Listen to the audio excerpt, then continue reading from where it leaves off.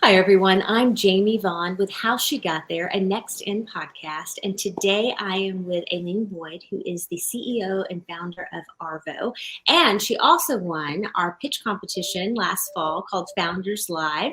So we're excited to have her here to share her journey with all of you. Hi, Alane. How are you? Hi, Jamie. Oh my gosh, I'm so excited to be here, and spring's on the way, so I'm just all around excited. I know. Is this your first spring in Tennessee?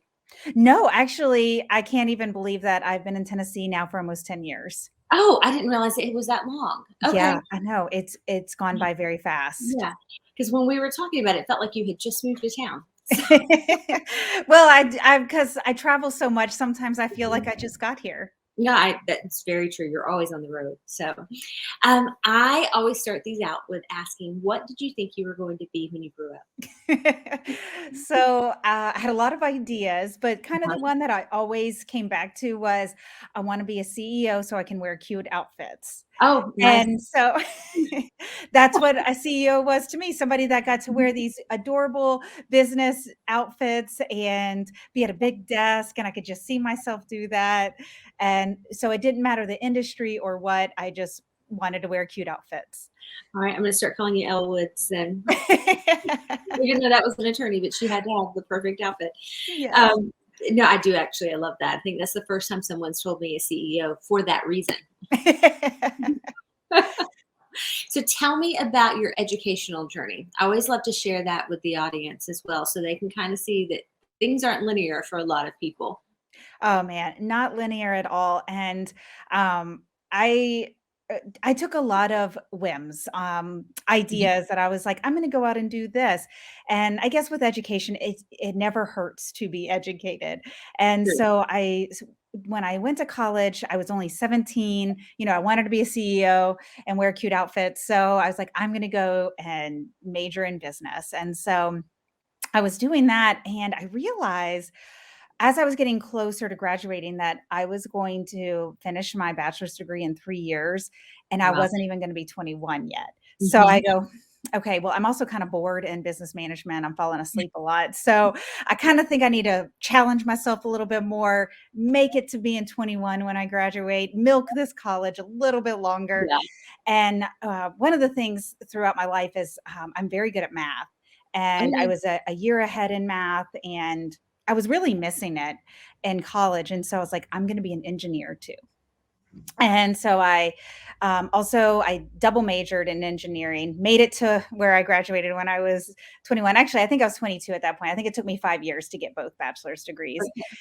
And, so I graduated, and then, life you have these ideas when you're young, Mhm. and I guess now I am the CEO and I do get to wear cute outfits, but how you get there, there's so many different paths. And I ended up going to work for a company and didn't like that. Went to work for another company and moved out to California. And they actually ended up getting sued by the city because they were committing fraud. And so I was kind of like, okay, well, what am I going to do now? And I decided I'm going to start my own business in the Mhm. industry. I could manufacture or rep manufactured products, Okay. work with cities and engineering firms. I found out I didn't like being an engineer. It was kind of also boring. So I started my own company, and then I was going to go back to school to get my master's degree in mathematics. And so I did that, and it was great. I got to meet some of the best people going through the master's program, and I really got a taste of what it was like to start a business. I wasn't making a ton of money by any means, but it paid my bills. It gave me a ton of flexibility. Still got to do a little bit of traveling with the companies that I repped. They would fly me to wherever a conference was, and I would be in their booth. Mhm. For since I repped their products, so it was really a great best of both worlds. But Yeah. as I was graduating, and I'm kind of answering your question in a very long way, but it was about education, and so I Mhm. finished with my master's degree, and I didn't want to be in the industry I was anymore, but I also didn't want to do anything with my master's degree. Hmm. Okay. And so that's kind of where I ended up being very well educated with 2 bachelors and a master's, and kind of at a point where, what do I do now? Yeah. I don't think I've ever known anybody who said they missed math. So more power to you. I know, right? I'm an odd person, I think, you No, know? I think some people do enjoy it, and I think our brains are made differently, and that is why some people love it. My family, the joke is math is a cult. We don't really believe that, but Yeah. it's one of those things. You've got it, or it comes easy, or it doesn't. But I would love to hear your career trajectory and how that brought you to founding Narvo. So I went from I was wanting to get out of the industry I was in. Mhm. I was tired of running that. It wasn't that I was tired of running my business. I was tired of running the business in that industry. Yeah. And it's funny, you talk about male dominated industries. I was in an industry that was all men. I was one of the few women, which Mhm. I think was in some ways gave me a ton of opportunities, True. and I even think in tech that, and I wrote a blog about like being a woman in tech is my superpower. Being a Mhm. woman in engineering, where we sold pipe to sewer city, like to the city to redo Yeah. their pipelines and stuff. So, it was just burning me out being the only woman all the time. Mhm. And I was young too. I mean, I was 24 years old, blonde, the only woman, and it just got really tiring. So Mhm. that's when I was talking with one of my friends and I was like, I'm ready for something different. I can close my business, no problem. And he said, "Hey, you know what? The company that I'm working for, we're really small, Mhm. but the owner of it is super smart. We're about to launch a software platform. He's like, I can get you an interview." And I was like, that sounds great.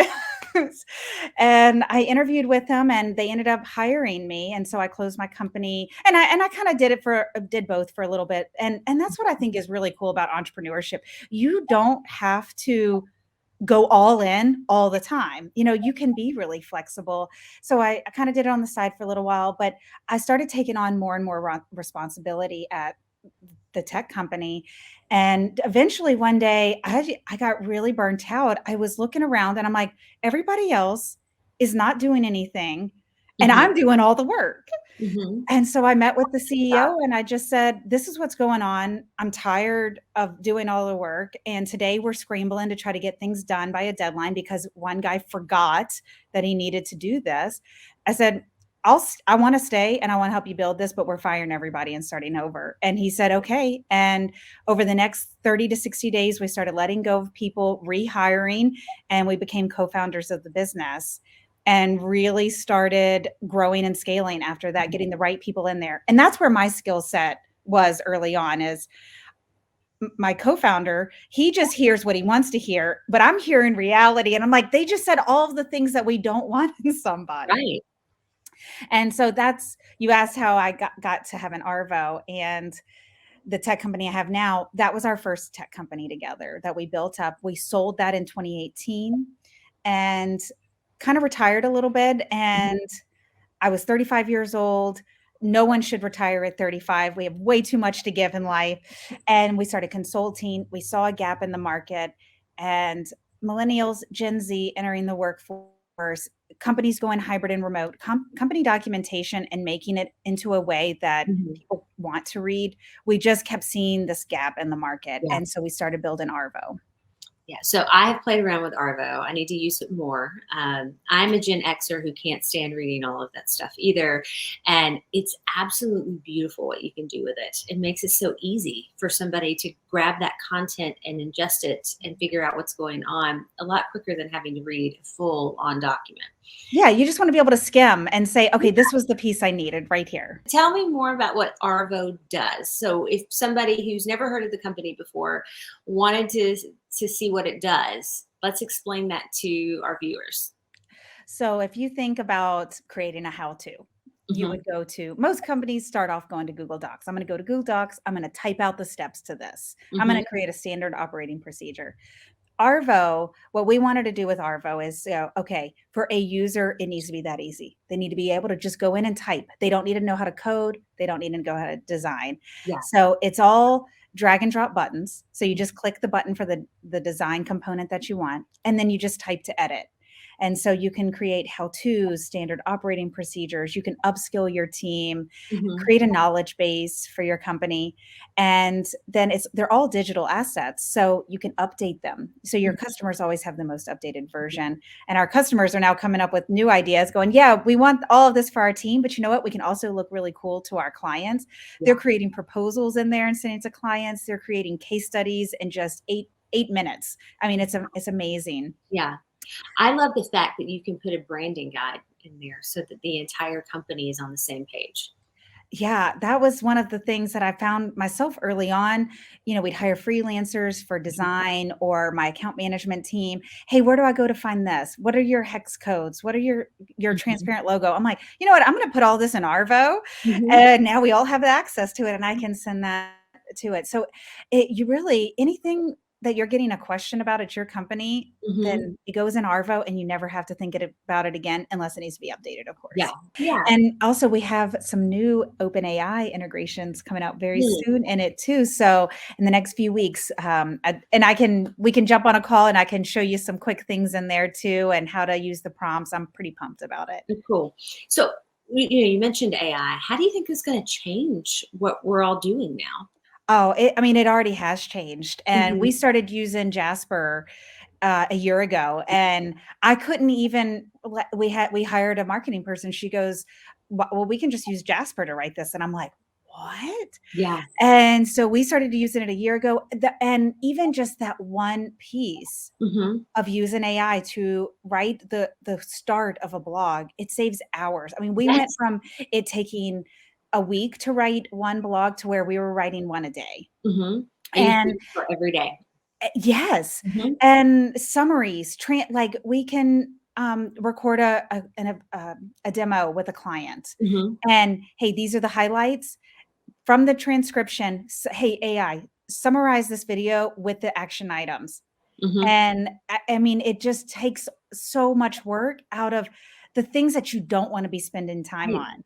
Yeah. That's what I think is incredible about it Mhm. is it's taken away the nuances and letting me spend the time on the things that really matter to move the needle. Yeah. I it has changed my daily life and taken so much off the plates now that I'm able to get done the big things that need to get done instead of being tied down in the minutia. So it's great to see it being incorporated into Arvo. Oh, I'm so excited. At first, I was like, I don't really know how is this going to work. I need to sit down and play around with it a little bit more. And within 24 hours, I had so many. I just needed to like give myself the Mhm. time to think about it. Yeah. But even how our clients are using it with customers, where they might send a follow up Mhm. email afterwards. That could be into Arvo. You click a button to transcribe that video. The video recording is in Arvo with the action items, and you just send that link to the client with no work from you. Amazing. So amazing. So as a female entrepreneur and CEO of a tech company, if somebody's wanting to think about getting into technology or launching their own company, what advice would you give them? Just start. That's the number one thing. We all have things to figure out. All of us had to start from ground zero at some point. Mhm. Just start. Start going to events and talking with other people, glean information. Mhm. And I can see, not that I'm the expert on really anything, but I can see, we started using AI and I can now have examples of it. And I'm talking to one of my friends at an event and she goes, I don't even know how I would use that in my daily life. And I'm Mhm. like, this is how you could use it. And I gave her a few Mhm. ideas. The next day she texted me and was saying, wow, you were right. Like this literally changed everything. So by just going to events and talking to people and saying, hey, how would you do that? You don't need to know everything. Get it from other people. I do that to other people as well that are more advanced on topics. The other thing that I found really helpful, and I'm sure there's a ton of people that would disagree with me, but learn some very small basics of coding. You don't need to know how to code, but know how to use developer tools to make edits, how to use, if you have a Mac, how to use Mac Preview and Chrome developer tools. You can do mockups. If you have those two, they're free. If you have those two resources, I can create a mockup for what is in my head, for what I want, how I want Arvo to work without within minutes. I can do it. And I send a screenshot to my development team. And that's the most important thing. If you want to start a tech company, you don't need to be a coder. but you Right. need to know how to show your vision, Hmm. or you're going to spend a ton of money on software development that is not how you thought it was going to be. Hmm. Very true. Very true. So, what do you feel like is the greatest lesson you've learned in your career? Oh gosh, that I don't know everything. I mean, I've had a very privileged life, well educated, Hmm. and I early on in business, that was my biggest mistake because I was the hero. I am smart. I can figure things out. And the fact that I always think I'm right, man, I hurt a lot of people by thinking that I'm always right. I didn't let them spread their wings. I had to conflict with other leaders because I thought I was right. And eventually bringing going through the sale of my previous company and going through that process Hmm. was so about it was painful. It was horrible, horrible. It was painful, but I really learned a lot about compassion, empathy, not caring if I'm right, Right. letting go a little bit, and that being okay with that. Hmm. Maybe somebody doesn't do it my way, and it's probably the better way. Yeah. I love when I have new team members start, I say, leave the ego at the door because we're all on a level playing field here. And I'm never going to steal your idea. I will give you credit for your idea. Because I've had that happen before, very young in my career, and people take your ideas and say it's theirs, and you know very well it didn't happen. So you always want, for me, I'm always wanting to bring that next person along and make sure that they feel comfortable in that room. So Yeah. I will leave my ego at that door as well. That's amazing. And when you do have um, that team Mhm. atmosphere like that, like you're only going to build a better company or a better team when you are all working together and you're not against each other. So I'm glad you learned that earlier than I did. Well, We're all on our own journey. yes, we are. So tell me, what inspires you? And it doesn't have to be anything with work.